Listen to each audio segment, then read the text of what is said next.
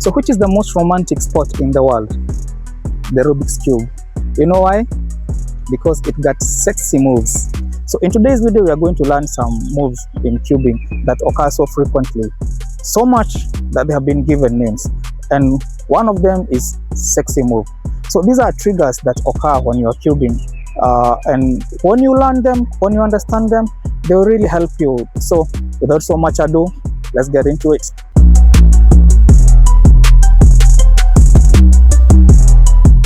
So the first one is called sexy move. Sexy move, it's very common, especially when you are solving corners, yeah? And it goes this way. It's R, U, R prime, U prime. One fun fact about sexy move is that if you do it 6 times, it goes back to where you started. Yeah?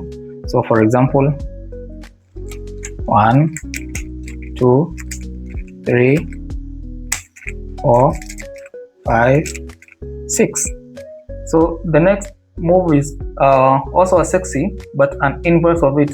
This is U, R, U prime, R prime. Again, if you do this 6 times, another fun fact is that it takes you back to where you started there.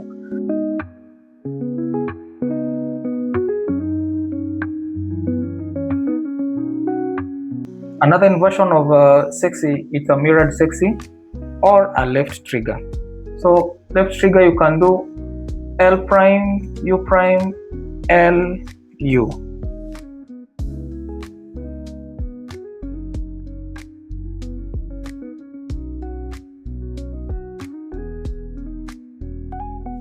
The reason why mirrored sexy is also called a left trigger, because when you do L prime, U prime, L, U, it is the same. You can achieve the same when you do. So I want you to check this one. R prime, U prime, R, U. It is the same. Our next move is called soon. Soon is very common when you're doing OLL, and this is how it goes: R, U, R prime, U, R, U2, R prime. Anti-soon is usually used to solve this kind of figure. It's called a fish. So for you to solve this fish, you do a move called anti-soon. And this is how you do anti-soon: L prime, U prime, L, U prime, L prime, U2, L.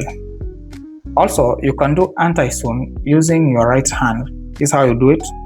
It's R, U2, R prime, U prime, R, U prime, R prime. That's also an anti-soon. So it depends with which hand you are flexible in, whether a right hand or a left hand. There's another move that I love so much.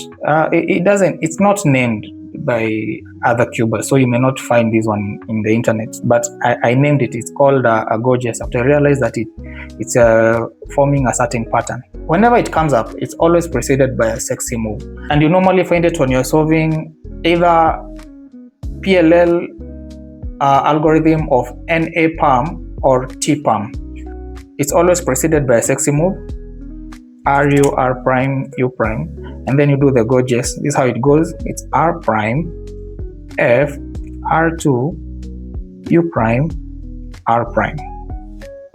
That's my gorgeous move. Let me repeat it again: R prime, F, R2, U prime, R prime. So another move or a trigger, as they are also called, is a J trigger. So mostly when they're used in PLL, you find them complete. That is R, U, R prime, F prime.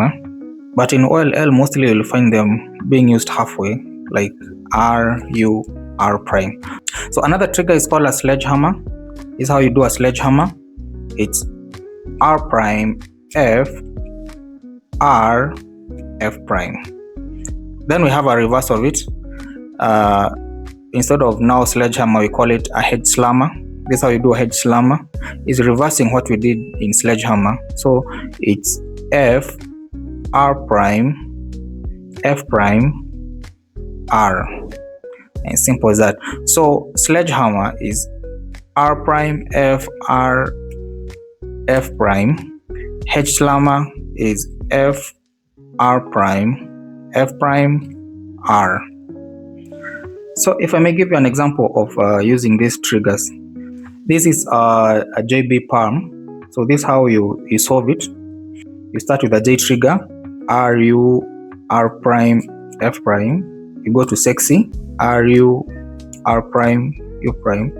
Sledgehammer you do halfway, half sledge, R prime, F, and then now you finish with R2, U prime, R. Then we have another one. This one it's usually found in OLL case. We call it a pi case. It's used to solve two-look OLL case when you have head lamps and side lamps. So this is how you do it.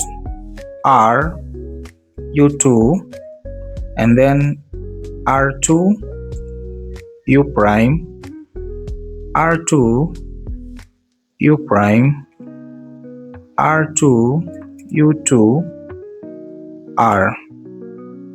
So that's all with the triggers.